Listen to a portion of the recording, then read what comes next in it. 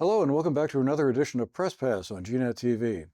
I'm Andrew McKeever. It is Monday, April 28th, and we are very pleased and honored today to have as our special guest in our studio Greta Solsaa, who is the Southern Vermont reporter for VTDigger. Greta started with them last year and has already written several very interesting stories that we're going to have a chance to talk about later in the program. But first of all, Greta, welcome to GNAT. Thank you for making the time for this appearance. I've been looking forward to this show for a while. Yeah, thank you for having me. So I guess just to get started, can you tell us a little bit about what your beat is? When you say you're covering Southern Vermont for Digger, what does that include? Does that include like everything from economics to environmental stuff, or? Yeah, so I cover Rutland and Bennington counties. We have one other Southern Vermont reporter based in Brattleboro. So he covers the southern part of the state, or the southeastern part of the state. But yeah, within Rutland and Bennington County, I've had the opportunity to cover a great swath of types of stories, from environmental to arts and culture to local politics. And it's really been a great opportunity to really see what's going on in the area and kind of dabble in various different types of journalism. As a young journalist myself, I've really welcomed that opportunity. So this is kind of like the circle coming full turn because you were from Rutland originally, right? Yes, from Rutland, had the opportunity to return. I went to UVM and did some traveling, lived in Brooklyn for a bit, and got to come back as a journalist. And it's definitely a great opportunity to see my hometown and my region in a different light coming as a journalist. You see just how many stories and opportunities and interesting events and passionate people who are like living in this region of the state who want to do good work, and I love being able to report on that. It must be really interesting looking at it from the journalistic lens as opposed to, let's say, just being a resident of the town or a student there. I mean, I imagine, all of a sudden things that are going on in the mayor's office and with the board of aldermen are a lot more interesting than they used to be. Yes, definitely. It is definitely an interesting stories to track, both, in my hometown of Rutland and down in Bennington. There's, yes, so many ripe stories of local goings on in politics. Well, I guess I was also wondering, when you hear about something, what are you looking for when you're trying to find a story to write? I mean, is there something about a situation you're hearing about that makes you think, oh, well, that's pretty interesting. I'm going to dig further into this, versus, yeah, well, that's interesting, and we move on. I mean, is there something you look for that's either unique or different, or what goes off in your mind when you're hearing about something that says this is something to write about? Yeah, for sure. I mean, I think the main thing is definitely timeliness, relevance, when it comes to coming up with story ideas. I also, with the scope of VT Digger, it's got to be rooted in the local community, but also have that statewide appeal. So when pitching stories and hearing stories of the community, it's really, I have to find, I think what it has to be interesting to me, and I see people who are really passionate, and I think that stories there has to be something different that's not been reported on before and not straight news. VT Digger really encourages digging deeper. I get to spend a lot of time with stories, and oftentimes when I first hear a story, it it changes and develops as I look into it. So I'm always open to new ideas of how to tackle stories and come up with interesting ways that stories crop up in the community. Because they crop up out of nowhere Yeah. when you least expect it. And what's it like working for an organization like Digger? I mean, it really was kind of a pathfinding kind of venture when it first opened up back in, what, 2009, 2010 or so. Kind of a non-for-profit model that was kind of very different, not by any means ordinary at that time. Still probably isn't, but there are a few more that have come along kind of following that. I mean, when you first got offered the opportunity to come work there, what did you think, wow, absolutely, this is what I want to do? Yeah. Or was it, For sure. I was really grateful. The type of journalism that comes out of VTDigger is exactly the type of journalism I want to take on. I was 8 years old in 2009 when VTDigger was founded, so I really developed my news diet alongside VTDigger and really saw that as a pillar of the journalism ecosystem in Vermont. And so I was really so grateful for the opportunity that they took me on board. And I see all of the work that comes out of VTDigger's newsroom, all of the reporters I looked up to. I've learned so much from both their writing and their news knack. I think that there's a real love of the writing as a craft at VTDigger and also a desire to dig deeper, have those more investigative stories and spend time with stories. And that's, I think, um, I my inclination anyways is always to dig deeper. So I'm really grateful to be in a news environment that encourages that. yeah, well, it sure must be interesting. I was thinking, geez, how did I miss that? Yes. Um, but anyway, let's talk about a couple of your recent stories that you put out there. One that caught my eye was the one about Middlebury Chapel, and now we're getting up into Addison County now. Yes. But that's been one I've kind of been half following from a distance, because former Governor Jim Douglas has been very passionately involved in this question. So Middlebury, remind us what's going on here. Middlebury wanted to rename the Mead Chapel Hmm. Yes. and rename it to something else. Yeah, back in September of 2021, um, Middlebury administration decided to rename the original chapel name was Mead Memorial Chapel. They renamed it to the Middlebury Chapel, citing um, the former governor John A. Mead's um, critical role in or central role in promoting eugenics policies and beliefs in his farewell address as governor, and the harm that caused Vermonters as their reasoning for changing the name.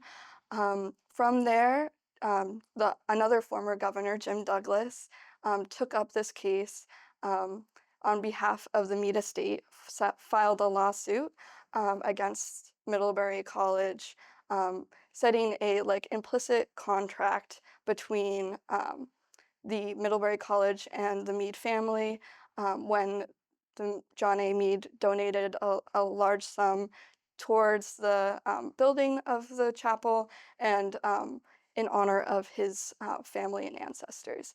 So this has been an ongoing case, and I was able to take on this story um, after my colleague Peter Doria did the large sum of reporting previously. But in this most recent story that I took on, basically the Vermont Superior Court closed this case, dismissed all claims that Douglas brought against Middlebury College in this case, saying that there was no evidence of any long-standing agreement, a non-disparagement agreement, or a naming agreement between the college and the Mead estate, so their claims lacked merit.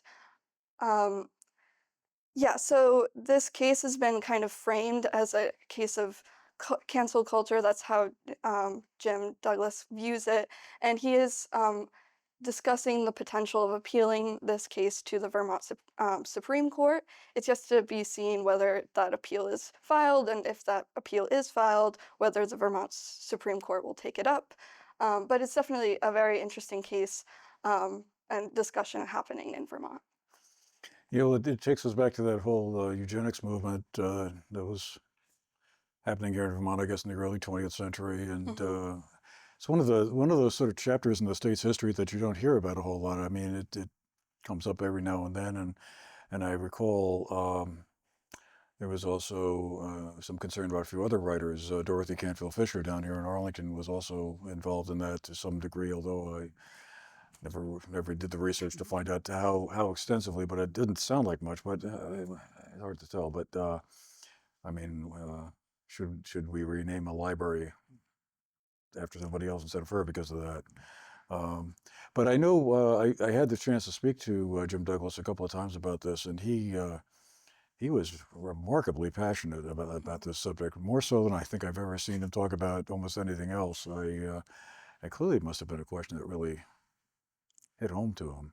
Yeah, for sure. Speaking with him as well, I picked up on that passion.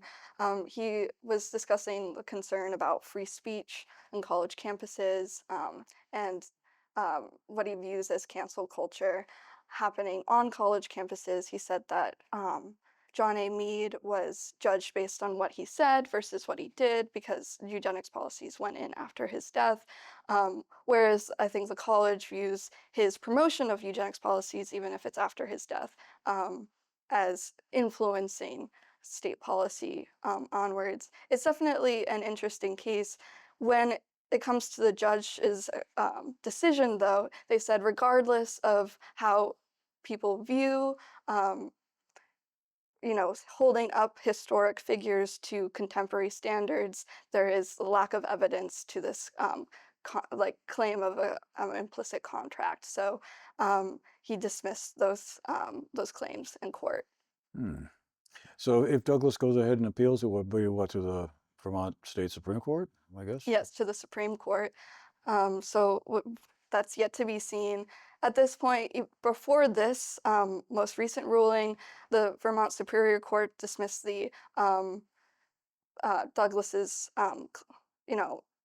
claims to try to rename or like reverse the naming of the chapel. So at this point, it's very, very unlikely, if impossible, to rename the chapel back to the Meade Memorial Chapel. But I think that Douglas is very passionate, as you said, and may continue to pursue this. Hmm. Yeah, well, that's interesting because I'm sure yeah, he also was a great deal of attachment to Middlebury, and it must have been some interesting emails going back and forth between him and the Sure. administration. Of course, that chapel is very recognizable. Anybody who's gone through Mm. Middlebury would sees it immediately as a real landmark there. Well, another story that I found greatly interesting, and it's been a topic that's been talked about a fair amount down here already, is the question around the Bennington Monument, Yes. which many of us were surprised to learn is sort of not doing so well after, what, about 140 years or so of being around. And there's an estimated $40 million price tag connected to Yes. fixing it up to where it can be restabilized, or whatever the right term is. So you wrote a piece about that. I mean, tell us a little bit about what you found. There's a couple of alternatives that have been broached to sort of keep the monument in place. Yes. So back in February, the state Division for Historic Preservation gave a presentation to the House Committee on Corrections and Institutions, bringing forth a restoration plan for $40 million. They said that the monument currently is waterlogged with 66,000 gallons of water estimated. So that's definitely a significant restoration project. They said repointing and removing that moisture is their main goals with restoration. From there, I think there's definitely a contingent of Vermonters who are very adamant on restoration, including the Division of Historic Preservation. That's their main goal, is to preserve historic monuments. But there is also a contingent of Vermonters who saw that $40 million price tag and wanted to come up with another creative way of trying to commemorate our history while not taking on that hefty price tag for the restoration. So I did a story back in the winter about that kind of initial spark of conversation. Lyman Orton, who is proprietor for the Vermont Country Store and kind of a renowned Vermont antiquarian, wrote an op-ed for the Manchester Journal, suggesting the potential of taking down the monument, replacing it with a holographic monument. That was one idea, but he was really trying to spark a conversation. And from there, that conversation has been sparked.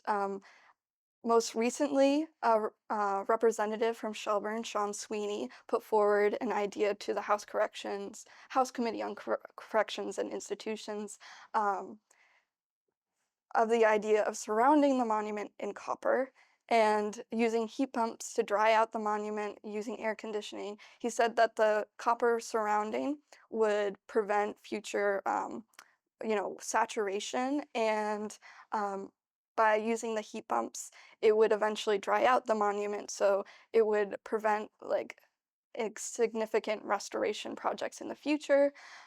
And it seems to be gaining traction. I talked with um, the historic state preservation officer, and she did not rule out the idea. She said that they will study to see what the impacts could be to the structure and the costs of that idea, and take all into consideration before moving forward. The concern that she had with that idea is that the state may lose its national significant designation for that monument, and with that federal funding dollars. So there's a drawback in any sort of modification of the monument rather than restoration. So it's yet to be seen what the state decides to take on with the monument. They will revisit that conversation next session, from my knowledge, once all of those studies can take place and can really do that cost-benefit analysis of how to take on the monument. But it's been a really interesting conversation to track, both to see that creativity and ingenuity of Vermonters, and also to see people's deep care for the history of Vermont, especially as we approach the 250th anniversary of the Battle of Bennington and our Revolutionary history. Yeah, the timing of it is amazing because in 2 years it'll be the focal point of the 250th commemoration exercises commemorating the Battle of Bennington, which of course took place actually across the state line in Williamstown, New York, but we won't go there right now. But I keep on trying to picture the Bennington Monument as a copper enclosed Yes. monument. I just have a hard time wrapping my head around what that would look like. It takes a lot of imagination. Sean Sweeney also, he mapped out how much copper would be necessary for the monument. He Yeah. estimated that this project would take between $5 to $15 million. Of course, that is liable to change, but he said that the project would likely cost significantly less than restoration. And he got the idea from a Ken Burns documentary. He said, looking at the Statue of Liberty and how the statue has stood up over time in its copper state. So yeah, I think it's definitely an interesting idea to bring forward. We'll see if it ends up being implemented, or another idea is implemented, or the restoration project goes forward. Yet to be seen. Because I was wondering, if it was this saturated with water at this point, it must have been a problem at some point in the past. I mean, it was put up sometime in the 1880s, I think. So, I mean, I made a thought by, is this like 66 gallons of water that has accumulated over those 140 years? Is that it? Or had it been sort of purged of that at some point before and it's just sort of refilling? There has been restoration projects in the past.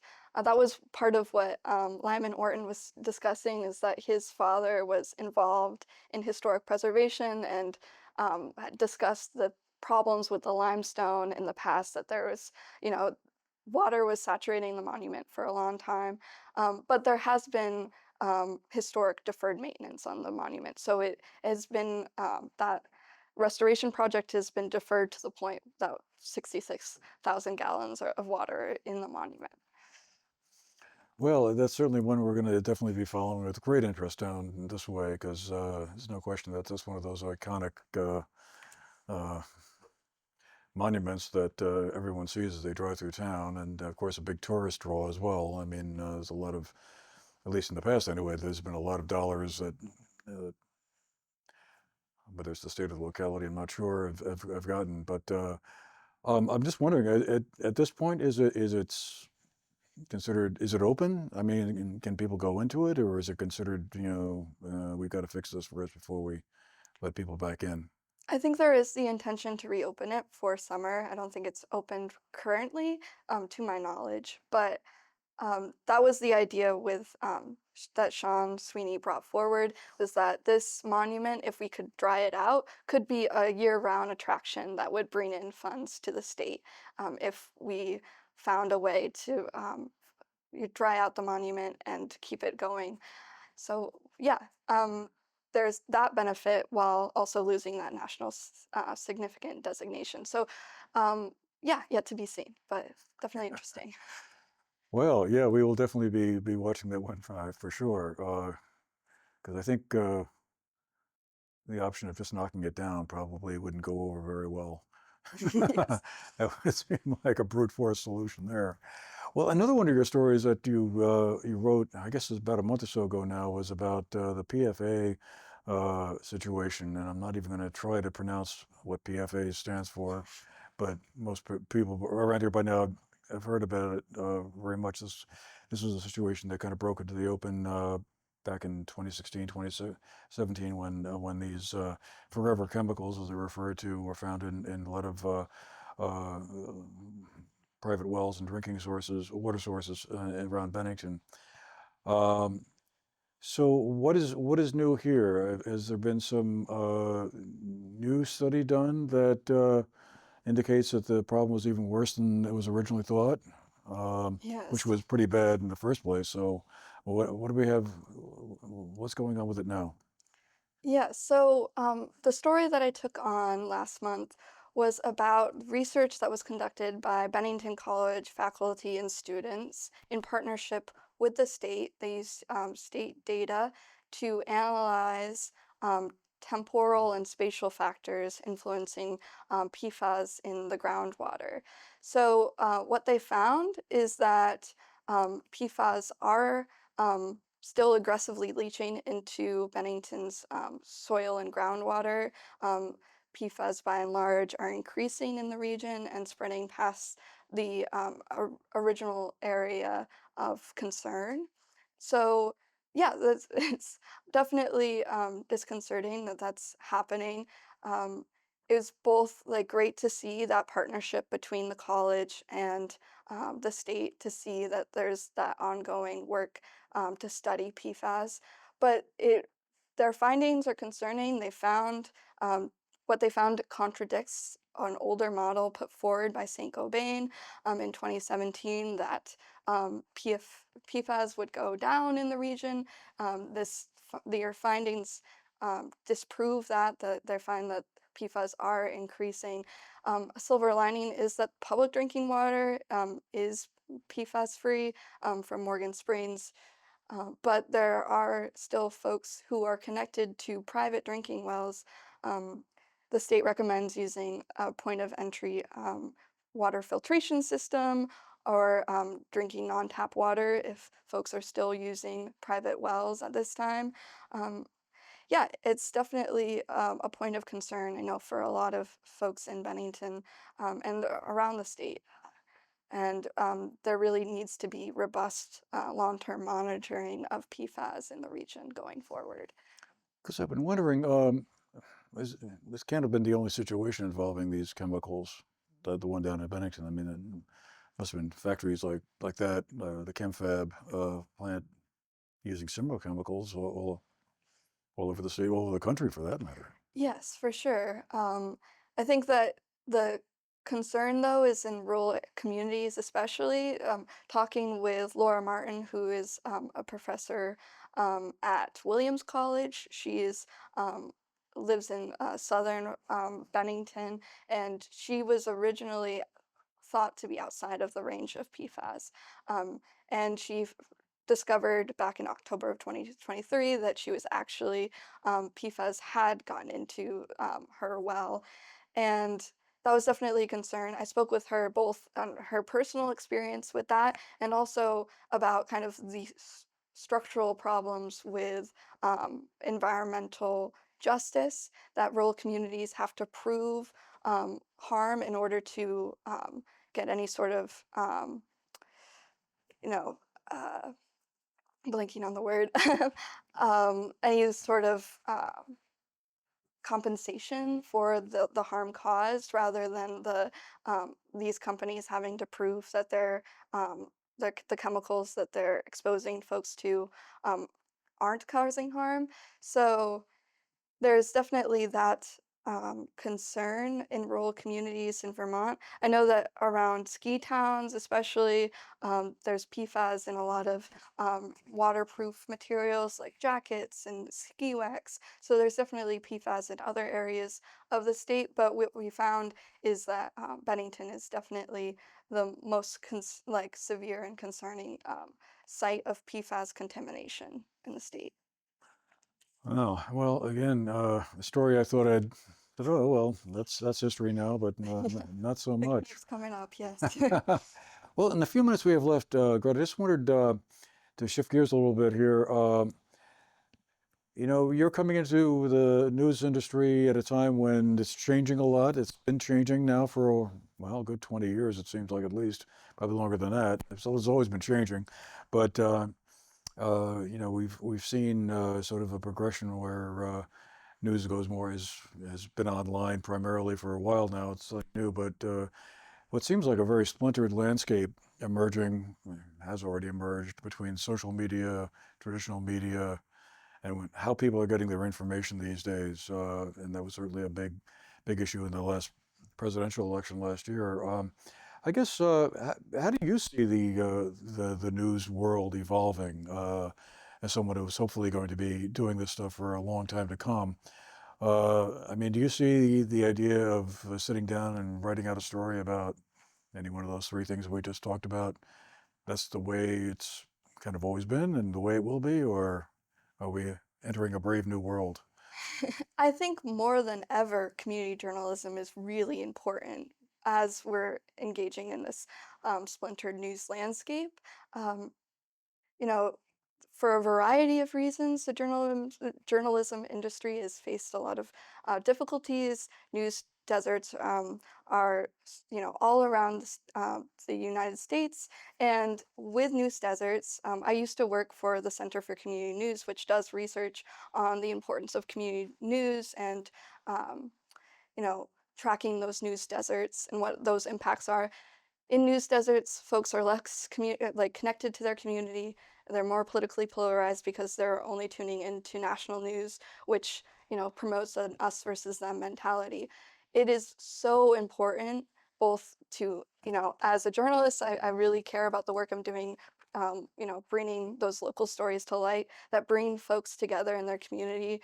Either rally around community issues, or even if there is that you know community conflict, people have to meet those folks that they're in conflict with face to face. They're not a faceless, nameless enemy. So yes, there's definitely such a benefit of community news in this day and age.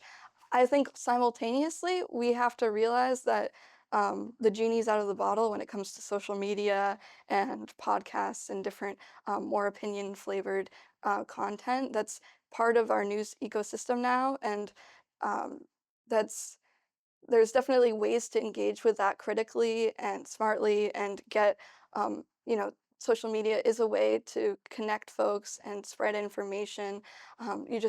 There's definitely an importance of media literacy in this day and age. And now more than ever, it's really important to invest in that community news outlets. And where do most folks your age get their news? Old timers like me think, TikTok? Huh? What? I mean, is that actually where a lot of people would get their information, in addition to whatever traditional media outlets they might be following? Yes, I think that there's definitely a large contingent of folks my age that get news from social media. Um, I know that I follow a lot of news outlets on my social media. It is a way to flag news, rather than just in your email inbox, having that on your feed.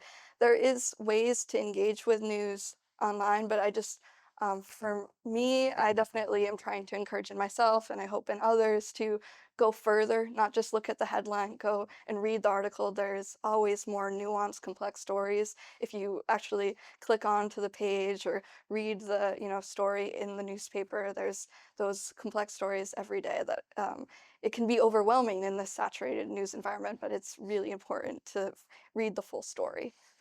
Overwhelming indeed. No question. I think that's one of the words of Yes. our moment here. Well, all right. We'll have to leave it there for today. But once again, I want to thank you very much, Greta, for making the trip down here to be with us today. Greta Solsaa is a Southern Vermont reporter for VTDigger and doing a great job there. And well, we'll be looking for your stories now all the time.